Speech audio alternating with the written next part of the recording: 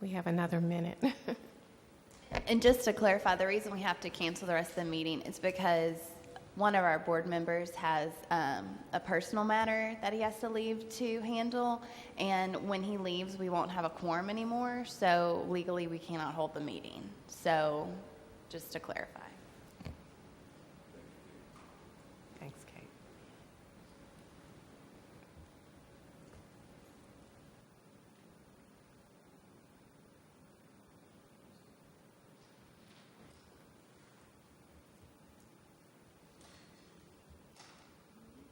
We'd like to call the meeting to order. May we have a roll call? Mr. Baptiste, please.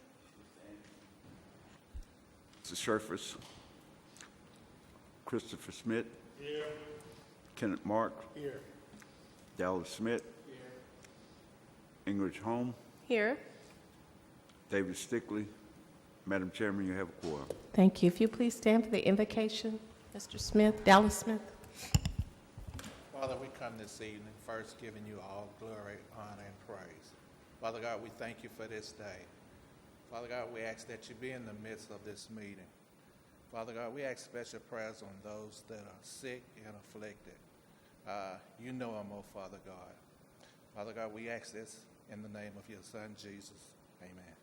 Amen. Pledge, please. I pledge allegiance to the flag of the United States of America and to the republic for which it stands, one nation, under God, indivisible, with liberty and justice for all. You all have had the opportunity to review or read the minutes from our regular meeting and annual meeting of January 8th. May I have a motion? Second. It's been moved and second to approve the minutes of the regular meeting and annual meeting. All those in favor, please signify by saying aye. Any opposition? Motion carries. We'll move forward with presentations. Mr. Baptiste, would you introduce? Yes, Commissioners, Madam Chairman, we have an integrated power system. I think there's a company out of Denver here to make a presentation to you guys. You guys here? Sir?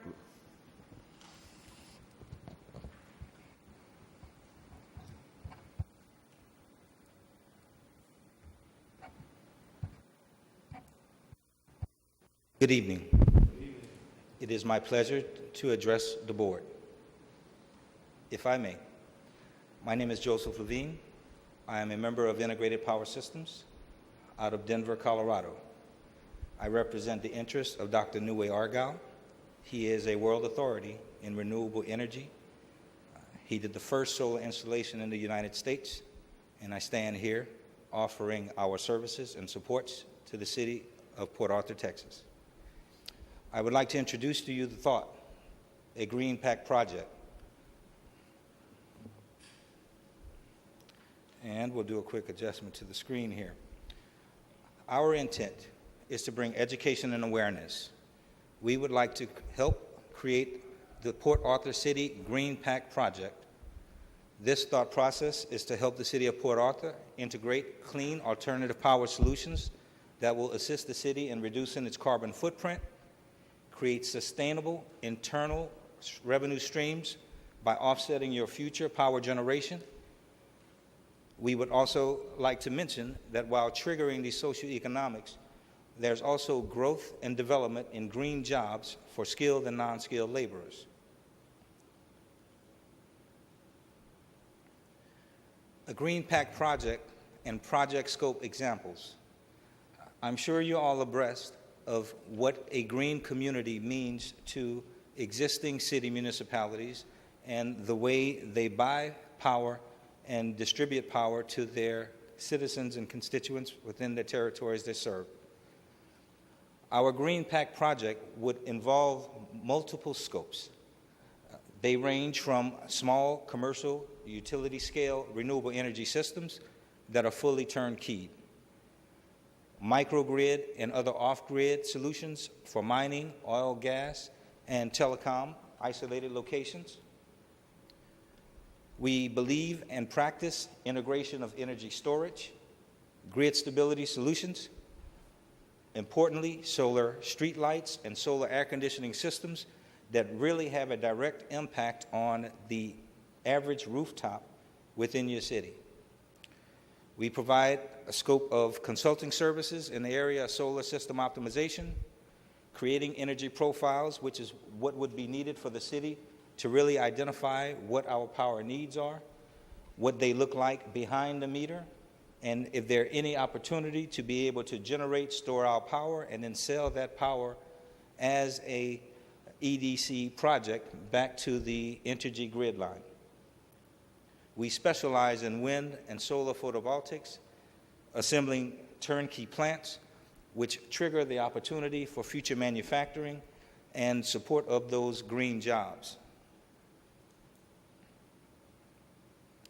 Some of the infrastructure development, and if I may, the board, I say green pact. It means a green Port Arthur city, but this was from, my 50,000-foot elevation, from being in Colorado.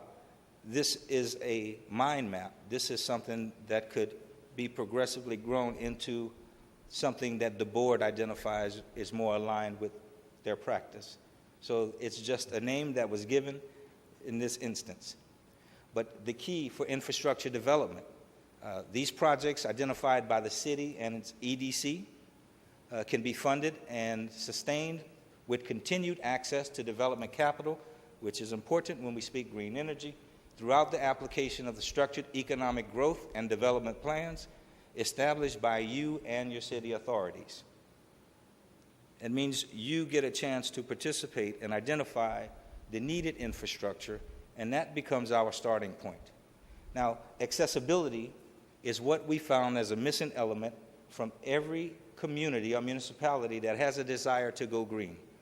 That accessibility means they're smart, they want a smart city, but how do we access the bottom line and fund these types of projects?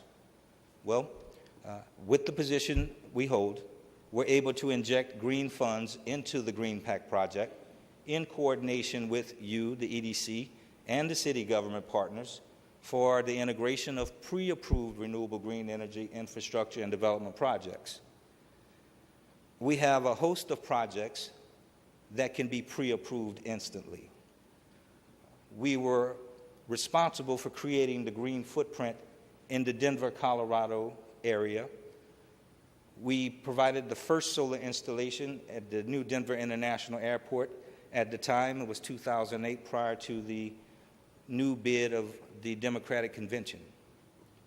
We built there in the airport, on 7 acres, 9,000 panels, a 2.5 megawatt system that was able to, and is able to, power the current train system if you've ever come through our airport.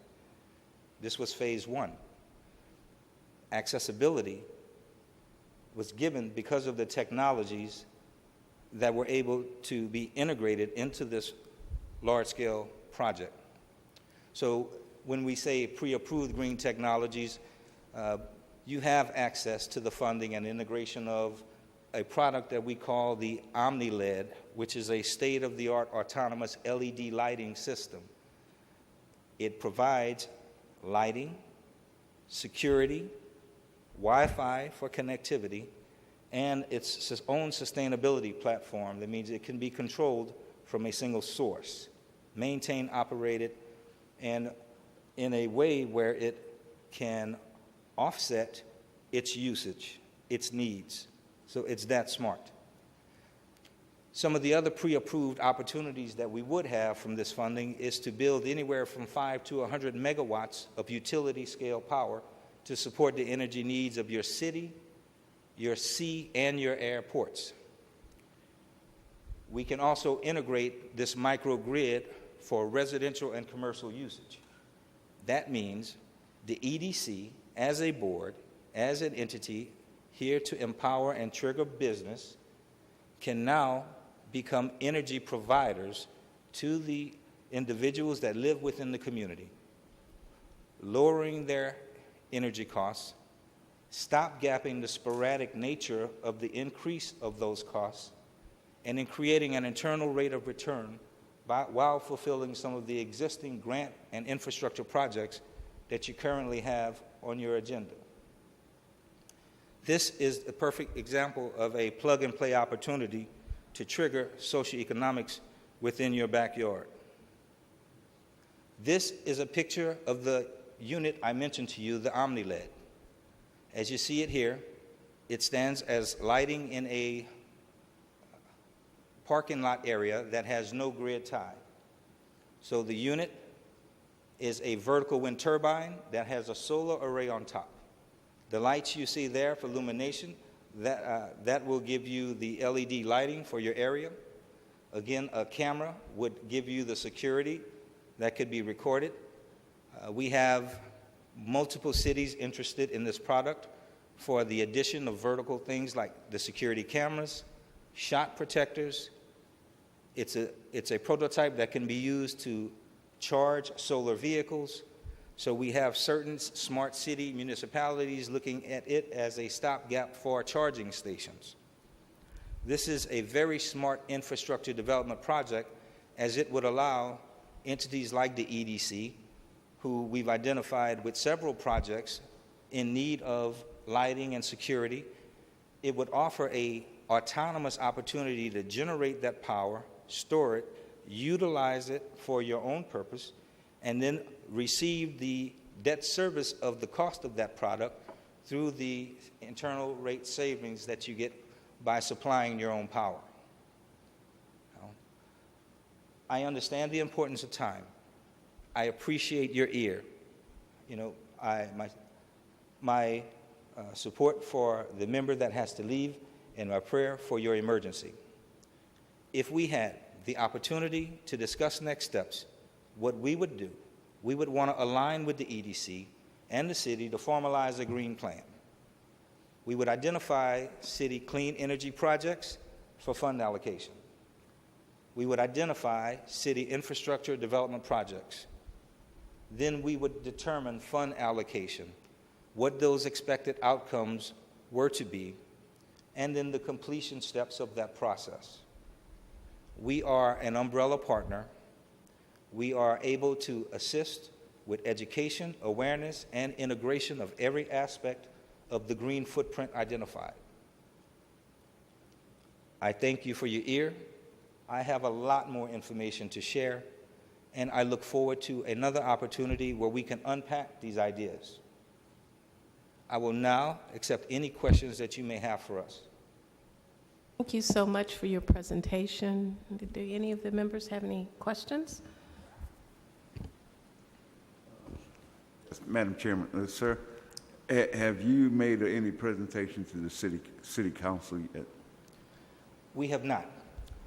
Upon our diligence, we identified the EDC as the forward-thinking movement within the city of Port Arthur, the forward-thinking vehicle. Through some of the grants that you were recently successful at getting, and some of the strategies that you identified as your next steps, that you would use in your next steps in fulfilling those grants, we align with. So this was our starting point. Second question, do you have this model is active where, you said, in Denver? Yes. Any other location? Oh, yes. This product is in place all over the world. China, Istanbul, Japan. We're desensitizing North America to this product. If you can imagine, areas where there's a need for if there's no grid or a need for decentralized grid systems, the point of entry process for power is a prototype like this, something that can generate its own power and be directly off-taken into utility, into a certain point of entry. We also have a sole source contract with the Colorado Department of Transportation. So right now, they have over 160 units that are going in with a 5-year sole source contract, because they identified there is no other technology on the market today in North America that can identify with all of the vertical utility usages of this product. In an example, the lighting, the security, offering of the Wi-Fi. The Wi-Fi component itself with the power generation is key because in some areas they do not have access. If we speak inside of the United States, I grew up in a place called Plaisance, Louisiana, St. Landry Parish. I know Texas well. There's still areas today in both of these communities that do not have access to internet services. And if they do, it is not the standard service that we receive probably in our homes. This is a method that would allow the EDC and its aligned partners to give that accessibility. I'd also like to mention briefly, we consider this as a blessing passing.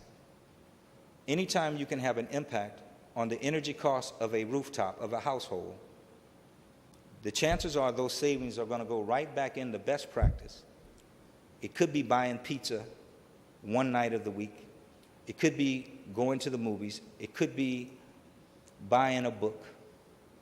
The opportunity for discretional income, creating an internal rate of return, a profit within the household without changing your actions, is a gift that we want to pass. So, yes, we can provide you with a statement of qualifications that shows our successes. Again, we represent the individual that did the first solar installation in the United States. We have access to the grid line. We can build power and we can sell it directly to the line as a private corporation. We can take those same authorities and align it with a city municipality or an off-taker. And that's why we're here today. We want to be part of a green footprint. Let me say this, sir.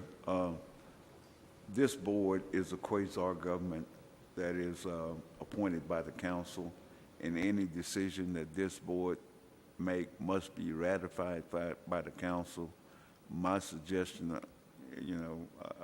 is that you take your presentation before the council to see, if there's some buy-in from the council. I think this board going to certainly look at your presentation and evaluate it, but I think it should come from the council first, then down here. Would you guys agree with that?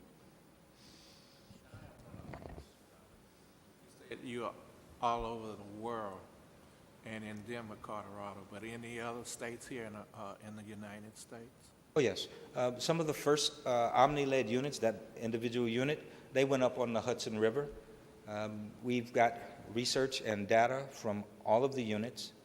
We have access to them in support of the operations and maintenance of the entities that have them.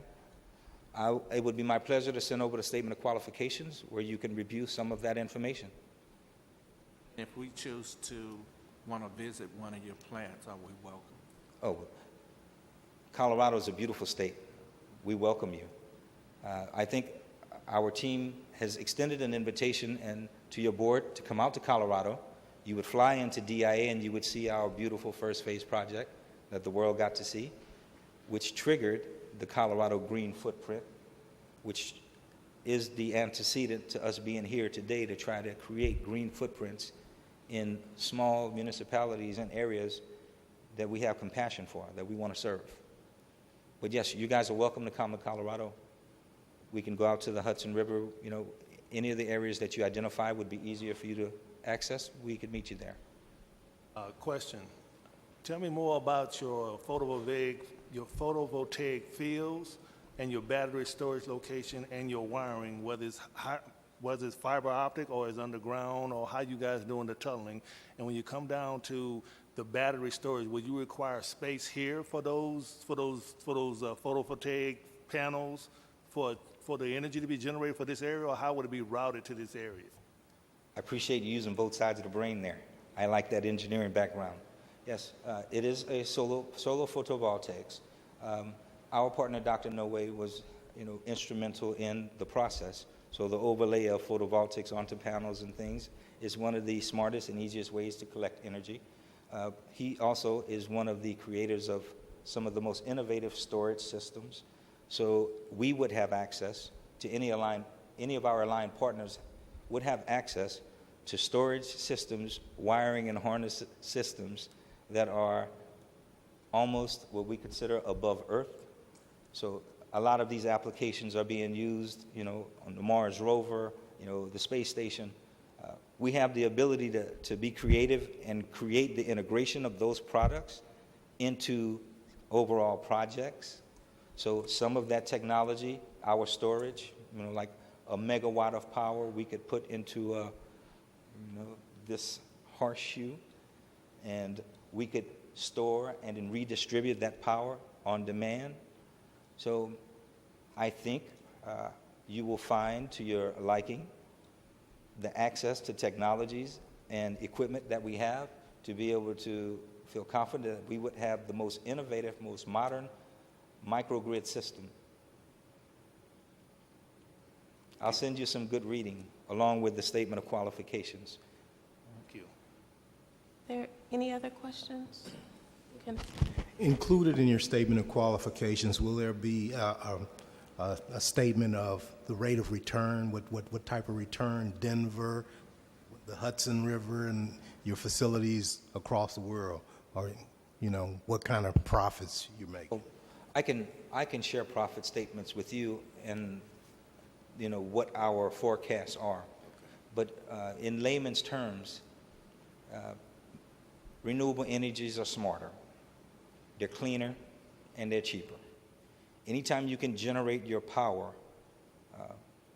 without having to use multiple phases of refining and processing, you minimize the actual cost for that generation. And then if you are decentralized and you're creating power here and you're distributing it here, then it's what's called autonomous power. So it's cheaper, it's smarter, it's better, it's cleaner. There's no question. What we normally have is the lack of accessibility.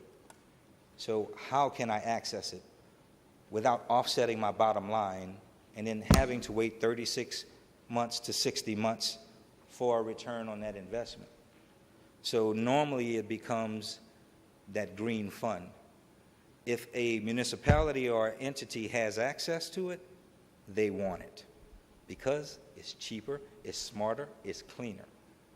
It's one of the only economic triggers that we call Google-like, because until we create the progressive nature of what happens, from the trigger of this energy, we don't know the vertical opportunities that we have for that green job, creating skilled and non-skilled labor, allowing that brain drain to stop right here where we're educating our youth, giving them options, and then putting them to work in actual work and practice situations while they're progressively growing into a field of study. We have the opportunity to bring in new and upgraded, modernized infrastructure, technologies and techniques without having to stop and find the funds to redo all your infrastructure, because nowadays we can do it smarter.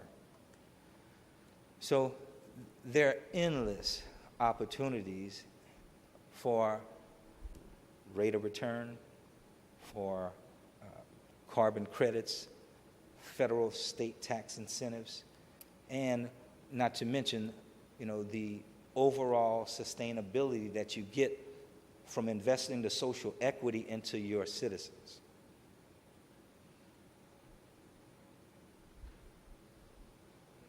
Questions, comments, Mr. Baptiste? Madam Chairman, I would suggest that we see if these guys would make a presentation before the council. I agree. And then jointly, this board and the council get together and see if we want to go out to Denver and see what these guys really have and come back and make some decisions.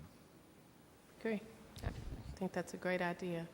Mr. Baptiste will make those, as a matter of fact, I see our assistant city manager in the back, so we can make that connect. We can get that connection for you to meet them tonight. Meet him. I would like, on behalf of our team, to thank the board for your ear. We appreciate your time. We're humbled by the opportunity. It's good to have a lawyer in the room because it's an important part of us navigating this process and really connecting the dots.